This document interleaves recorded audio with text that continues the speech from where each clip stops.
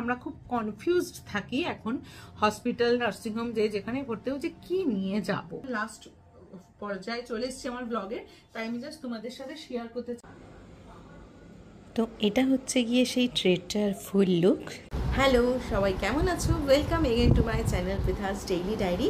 যেরকম আমি বলেছিলাম, আজকের ভিডিওটা হতে চলেছে আমার প্রেগনেন্সি ব্লগের লাস্ট ভিডিও, মানে ডেলিভারির আগে এটাই কিন্তু আমার লাস্ট ভিডিও, যেটাতে আমি তোমাদের সাথে শেয়ার করতে চলেছি একটা ভীষণ ইম্পর্টেন্ট ইনফরমেশন।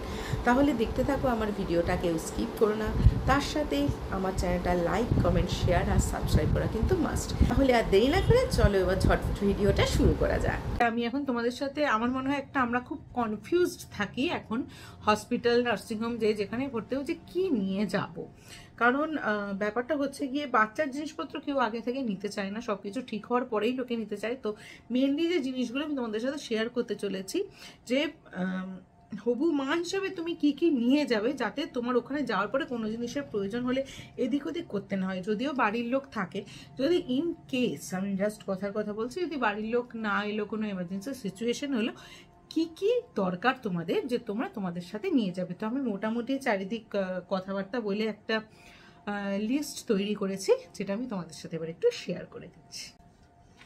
তো যা যা লিস্ট আমি নিয়েছি আমি শেয়ার করে দিচ্ছি, প্লাস আমি স্ক্রিনে মেনশনও করে দিচ্ছি।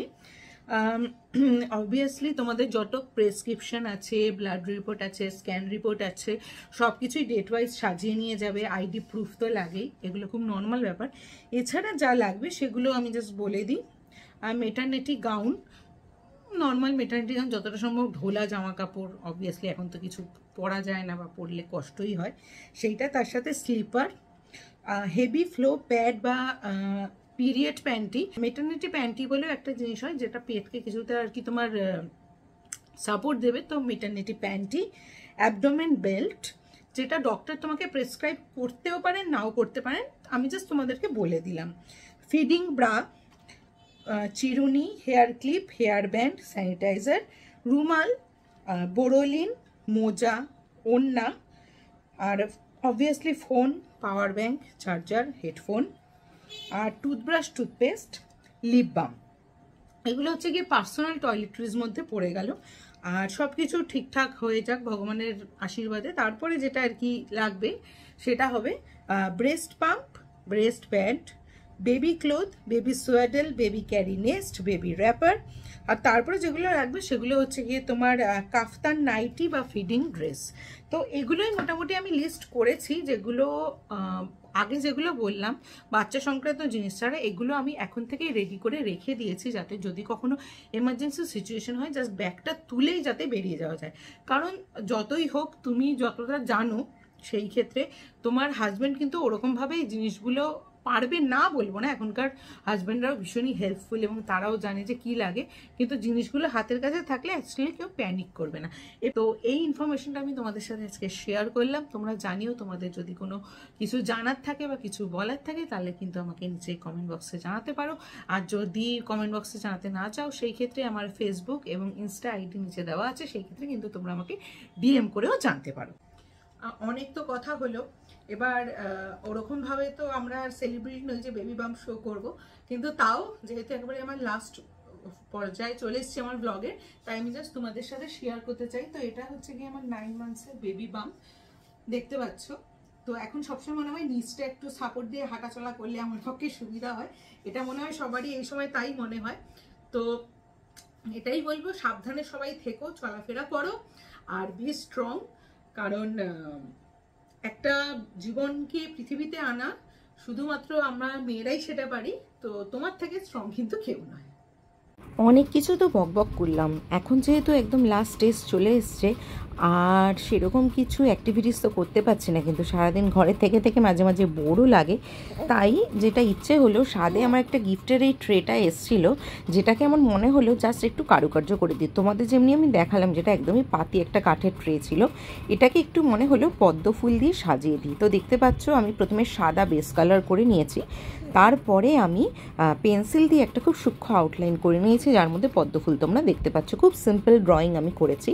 তারপর আমি আমি সোজা ভাষায় ক্যামেলের বা পিডিলাইটের অ্যাক্রেলিক কালার সেট ছিল আমার কাছে, তার মধ্যে হোয়াইট আর রেড মিশিয়ে খুব সুন্দর একটা পিঙ্ক কালার করে নিয়েছি। তো পদ্ম ফুলগুলোর ওপরে আমি সেই পিঙ্ক কালারটা কিন্তু দিয়ে নিয়েছি, তোমরা দেখতে পাচ্ছ। এবার সেই রঙটা শুকানোর জন্য আমাকে অবভিয়াসলি কিছুটা ওয়েট করতে হবে।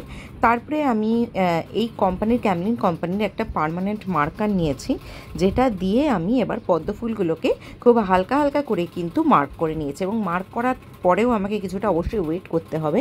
তারপরে হালকা একটা ডিপ পিঙ্ক কালার নিয়ে আমি কিন্তু এর উপরে শ্যাডো ক্রিয়েট করছি। আমার আগেও আমি কিছু ভিডিওতে দেখিয়েছিলাম যে শ্যাডো ক্রিয়েট না করলে কিন্তু আঁকাটা দেখতে অতটা ভালো লাগে না, আর অতটা ঠিক খোলে না ব্যাপারটা। তো পদ্ম ফুলগুলোর শ্যাডো ক্রিয়েট করা আমার মোটামুটি কমপ্লিট। এবার নেক্সট হচ্ছে গিয়ে লতা পাতাগুলোকে আঁকা। তো দেখতে পাচ্ছ যে আমি ডাইরেক্ট বটল থেকেই কালার নিয়ে নিয়েছি, এবং সেখানে এই সবুজ কালার দিয়ে আমি লতা পাতা ফুলগুলোকে ভালোভাবে এঁকে নিচ্ছি। খুব সহজ এবং খুব তাড়াতাড়ি কিন্তু আমি এই প্রিন্টিংটা কমপ্লিট করেছিলাম। তো তোমাদেরও আমি দেখালাম যে এই পেন্টিংটা করতে আমার হার্ডলি সব মিলিয়ে মনে হয় 1 ঘন্টা লেগেছিল। তো এটা হচ্ছে গিয়ে সেই ট্রেটার ফুল লুক। তো তোমরা জানিও আমার এই ছোট্ট আর্টওয়ার্কটা তোমাদের কেমন লাগলো।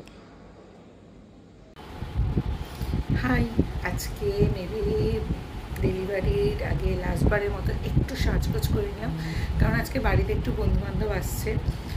তো ছোটোখাটো একটা গেট টুগেদার হবে, ভালোই লাগছে, এমন কিছু ব্যাপার নয় যে শরীর খুব খারাপ বা কিছু। তো এখন আমার ডেলিভারি জাস্ট আজকে হচ্ছে গিয়ে স্যাটারডে, তো রবি সোম মঙ্গল বুধ বৃহস্পতি 5 দিন বাকি। তো তার আগে নিজেকে একটু সাজাতে ভালোই লাগলো।